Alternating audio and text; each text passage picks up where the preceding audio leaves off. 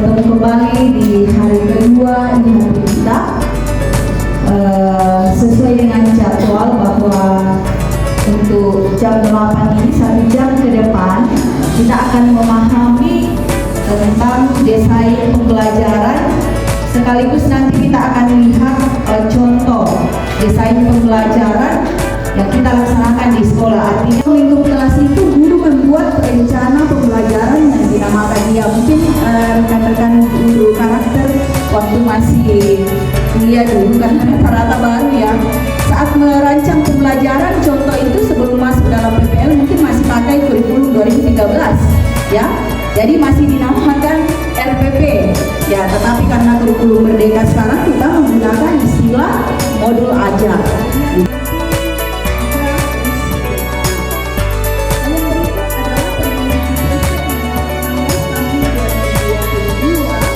Umum, gratifikasi dan misioner. Kemudian kita akan lihat di kekasan sekolah kita, Bapak Ibu sudah bawa KSP ya. Nah, jadi itu kita akan ambil dari KSP kita masing-masing. Nah, mengidentifikasi hasil yang diinginkan. Nah, tentukan tujuan sebagai target jangka panjang.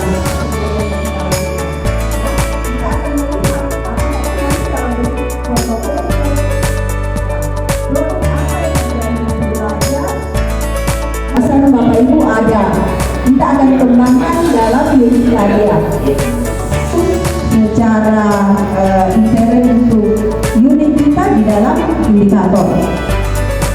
Selanjutnya yang keempat, kembangkan pengalaman dan kegiatan-kegiatan pembelajaran agar bermakna bagi siswa. Jadi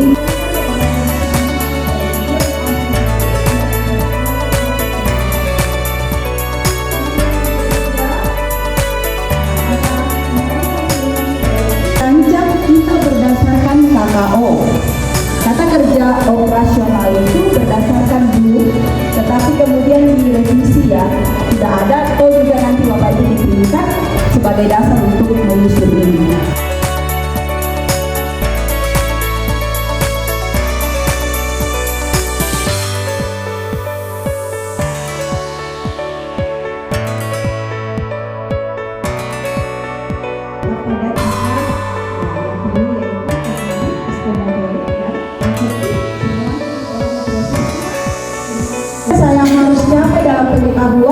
Langkah apa yang kita perlukan jelas ya di dalam bagian pengalaman belajar. Ketika pengalaman belajarnya itu merupakan satu kesatuan dari beberapa indikator. Apakah seperti itu? Iya betul Ibu. Jadi contoh ini kan nanti C1 baru C2. Jadi otomatis langkah pembelajarannya itu berkesinambungan untuk mencapai berapapun indikator yang Ibu buat. Ya. Terima kasih Ibu.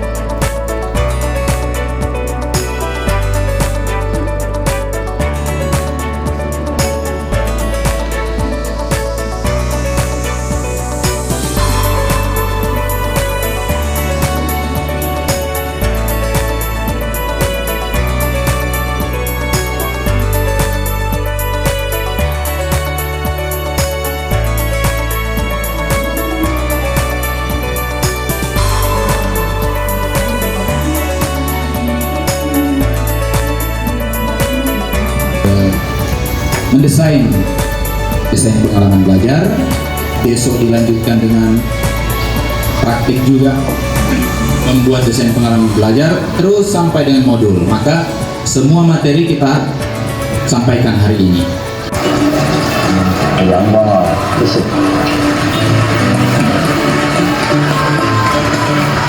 Ceritanya di Cina ini, sekolah di Cina.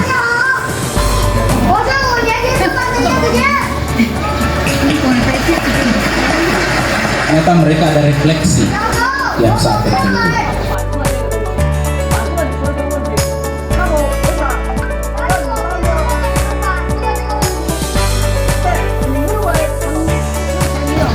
Apakah itu kita sadari? Apa artinya yang kita buat nanti kalau yang terjadi seperti itu? Kita mengabaikan anak-anak kita. Dan mungkin ini menjadi hal baik buat di kelas, bahwa ada saat-saat tertentu kita perlu ada refleksi dari anak, langsung berikan kesaksian. Ini kalau di Cina ini kan yang dipanggil orang tuanya, kemudian rupanya ada anak ini sudah pasti curhat ke guru dalam satu ruang tamu, tapi masing-masing sibuk dengan HP-nya. Ya, jadi ini mudah-mudahan menjadi refleksi juga buat kita, bahwa bukan melarang untuk menggunakan itu, tapi memang kita harus ada batasan-batasan tertentu. SD, ada yang sudah tidak bisa dikendalikan gara-gara HP. HP disita orang tuanya, berguling-guling dia. Saya sampaikan, satu kali shock terapi, korbankan perasaan kita, yang penting ada perubahan ke depannya. Jangan deh. Kita lanjut untuk materi desain pengalaman belajar ya. Apa-apa yang kita perlu siapkan, panca indera, kemudian menguji pikiran dan kesadaran manusia, pengetahuan disahkan oleh pengalaman, dan kemudian penalaran dan kebenaran nyata tidak valid, tidak pernah valid, harus simpulkan dari pengalaman. Ini untuk tingkat TIA yang dulu kita sebut dengan silabus. Kemudian setelah rancangan atau DPP itu dibuat, maka kita kemudian membuat modul ajar. Kita menyanyi. Jangan dulu sama dan habis. Ada yang mau pimpin kita di sini? Bagaimana kalau Ibu Anissa tampil ke depan untuk memimpin kita?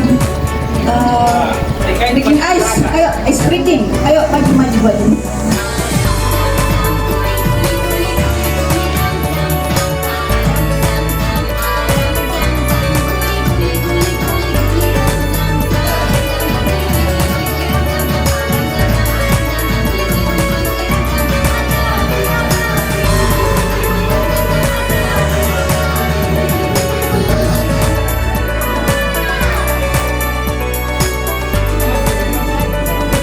Kanan harian kegiatan pembukaan, inti dan penutup, kemudian cantumkan juga media pembelajarannya.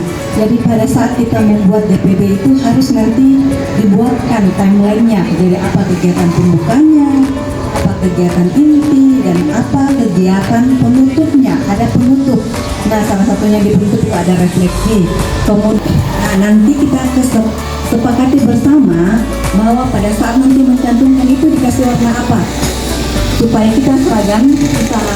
Kami sudah menentukan warna apa supaya tim 12 itu memudahkan untuk memeriksa nanti bahwa oh di sekolah ini dia sudah mencantumkan kearifan lokalnya, oh di sekolah ini sudah mencantumkan kekhasan uniknya.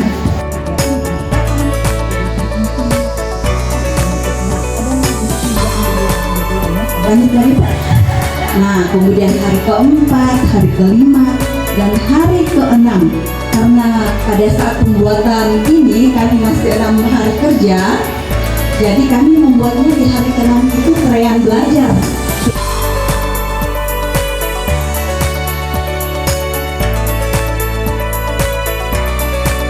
Modul karakter ini sekali lewat.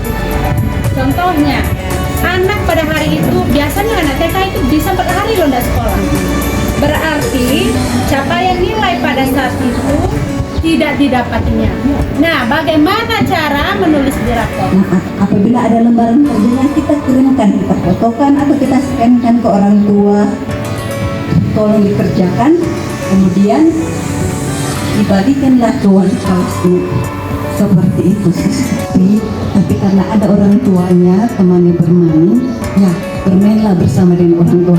Tidak ada salahnya kalau kita orang tua bermain dengan anak kita. Itu berhubungan dengan modul yang Bapak Ibu Guru sudah kembangkan dari modul yayasan. Itu nanti akan ada asesmennya, dan asesmen ini adalah asesmen yang dibuat oleh guru pendidikan karakter.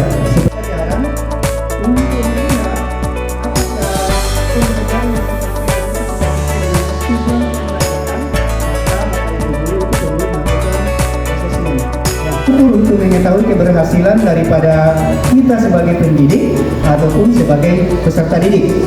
Nah, asesmen itu sebenarnya adalah merupakan bukti atau dasar pertimbangan tentang ketercapaian tujuan pembelajaran.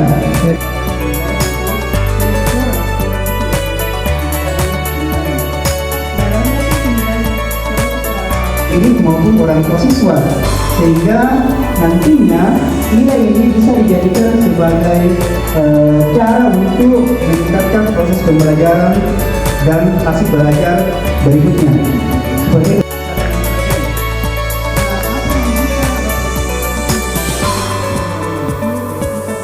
Kelas A, kelas B. Untuk modul karakter jenjang isi. Kelas A, kelas B, berarti kelas A, kelas B, kelas atas dan kelas rendah.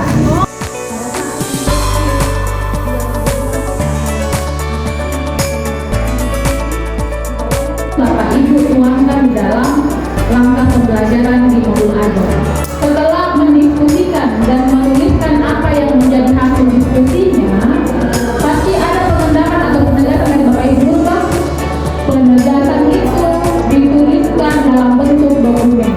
Dalam dokumen apa dilanjutkan ke bawah penegasan dari Bapak Ibu dulu dari hasil kesimpulan atau hasil diskusi yang dilakukan dalam proses pembelajaran.